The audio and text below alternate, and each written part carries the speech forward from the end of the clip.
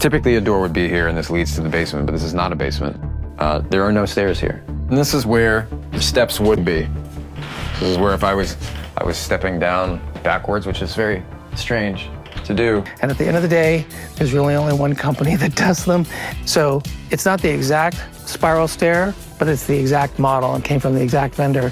And that story repeats itself kind of all over the bookstore in the basement. So I just finished binge watching the 5th and final season of Netflix's You series. And while there are no spoilers here, for those that did watch it all too, makes me wonder why they played it off where they could have continued the story with that ending scene. And so all of these books, for clearance reasons, they have fake covers. So believe it or not, The Pipes Kink is not a real book, unfortunately. My prediction for what was going to follow with season 5 was we would get to see Joe in a prison setting and maybe try to escape. Kate read your words, your vulnerable, messy fantasies, and told you to burn them.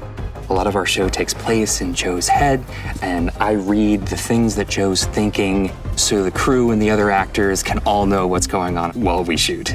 I have been searching for you for a very long time, Bronte. A typical day usually consists of you come to set, you rehearse. It's a lot of laughs and giggles usually because I've got very few lines, but I've got to, like strangle somebody or stab them. Today we wanted to share what it was like behind the camera of this last season through the eyes of Penn Badgley. This is the entrance to Mooney's bookstore. Come on in. Hi, Tadoom. I'm Madeline Brewer. We are here at Mooney's Bookstore, which is one of my favorite sets.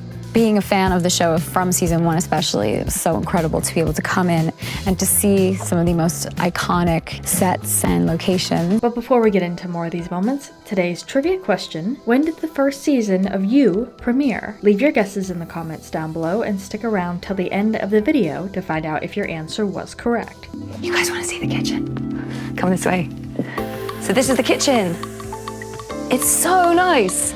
Lots of leaning, lots of brooding, high tension scenes in this kitchen. Also, not real. Not real. Nothing you see is real. Actually, my hair is also not real. Since this is the last season, fans were wondering why they decided to end it this way. Well, all good things must come to an end. The creators sensing Joe's story coming to an end and finally paying the price for all he's done. We're usually in the prop truck, and pretty much if you want anything, we can find it in the prop truck. So, all these bins, you name it, we have it. We have watches, rings, we have fake guns, fake police badges, headphones. Like I said, you name it, we have it. I think that you could learn something here. Each character has its own bin, so we can always reference back, get what we've used maybe in a previous episode. After portraying the romantic anti-hero Joe for 7 years, Badgley is used to playing in the extremes. Sometimes that means having a foursome that give way to backyard archery practice, and other times that means banging his head against a glass cage as Joe disassociates. There's so many different genres here. Books I've never heard of, books that I've been wanting to read for ages. There's a book for everything. I'm in.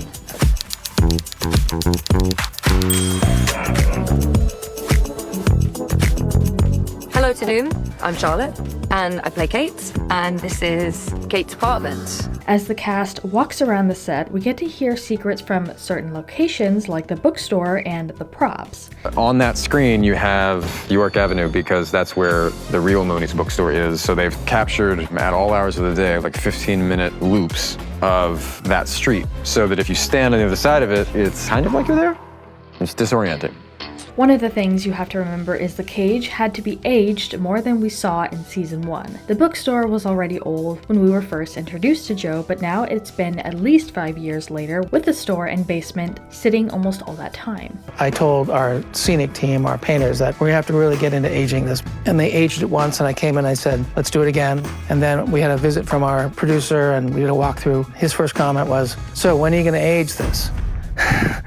So we went back again and worked paint and pigment and dirt and soot into every single corner at least 5 times. Bringing back Joe To the original set of the first season's plotline felt right in the show creators' eyes, and for anyone who has watched the series, it did feel right. He is trying to stomach that he's one of the 1%, but he's doing a pretty good job, as he always does. We begin and they're really happy, and it's actually really fun to play them being in a contented and optimistic space. But obviously that can't last, because that wouldn't be very interesting to watch for 10 episodes. As I share my excitement for this series, I want to mention we are currently doing a giveaway. Share what you were most excited for with this project, and the best comment will win a $25 Fandango gift card where you can purchase a full movie with added bonus features. Comment down below and one winner will be chosen. I'm Katie Riley, the costume designer of You Season 5. This is kind of where I get my brain cranking with visuals, looking at different iconic fashion looks and how we can realize them on our characters.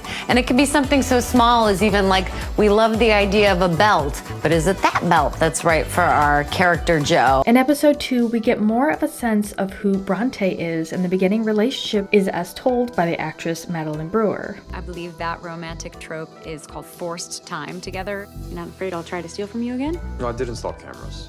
Perv. Joe has many things that are drawing him to Bronte. First, there's her personality. She's feisty, she's well-read, she's intelligent. She's a playwright who reads the Financial Times as well as Ibsen. Very impressive. The dinner scene in this episode was the one that made Joe decide to get rid of Reagan in the first place, due to her snarkiness and desire to be in control, and Joe's desire to protect. Getting up that there is. Nice. I think the dinner scene was my favorite scene that we shot, and it took us 2 days between all of the characters and all the angles. You're a bad mother and a bad person. It's a very fun scene to play with, like, looks to each other and a lot of subtext. How are the truffles? I don't care for parasites. More secrets are revealed in the third episode as Joe has someone else locked in the cage again. At this point, Bronte is still stringing him along, but we as the audience don't fully know what's going on. The Dirtbag Literary Salon was very much Bronte's scene, and Joe gets to see her in her element, like bohemian, shout into the void, but passionate. Joe is longing for, I think, more vigor, passion, authenticity as he perceives it. At this point, he feels like a stilted dud. Moving on to episode 4, Joe realizes he has the wrong person in the cage, Reagan's sister, Maddie. While thinking about what to do in this situation, he convinces Maddie, whose actress plays both of the twins, to portray as Reagan. After 4 seasons, we knew we needed to find a new dynamic for the cage. We really liked the idea of having identical twin sisters for Kate. And so when we realized that we could have twin sisters in the cage, it was kind of a no-brainer. He thought I was you. When we were auditioning actors for this role, a lot of the time they would do a much better Maddie or a much better Reagan. As the middle of the season comes, many of the characters realize who Joe really is. At the beach cottage, I think we truly see that these two people are in love, and then it all becomes incredibly ambiguous. Get the fuck off of me, man! By the time Clayton starts throwing punches, Joe has every reason to believe that he's being the hero, he's protecting Bronte. At this point, for those who have watched the series up until this point, would almost think that this would have been the end. It's not until episode 6 that we realize who Bronte is, and all of this started way back in season 1, with ties to Beck. It's really surreal to be back here for the final season of the show as Beck. Putting on a character again is like tapping into a part of yourself that you haven't seen in a while. The trick was figuring out what kind of connection Bronte should have with Beck. We went through many options, a best friend, a relative. Inching toward the last episode, the plan comes out, but Bronte, or Louise, doesn't follow through with the whole thing as she has fallen in love with Joe. Maddie works in PR, and Joe threatens her to release the video of her killing Reagan in the cage if she doesn't come over and help him and fix his image.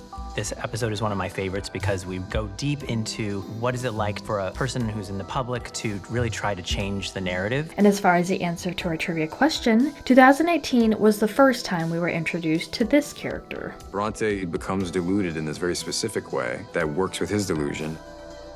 I have something for you.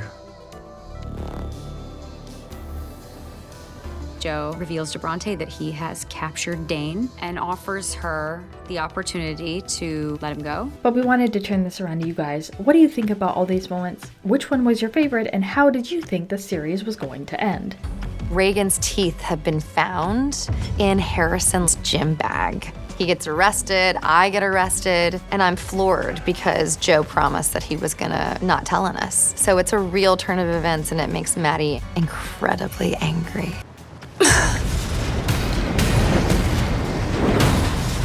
Let us know what your thoughts are in the comments down below. Make sure you're subscribed with notifications on for more videos just like this. That's it for today though. We'll see you all next time with a brand new video.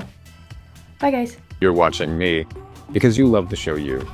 Thank you so much for all of your support over the last 5 seasons. You know, the internet for me has been a very special place where I go to share my concerns about Joe Goldberg, how much I struggle with him as a person.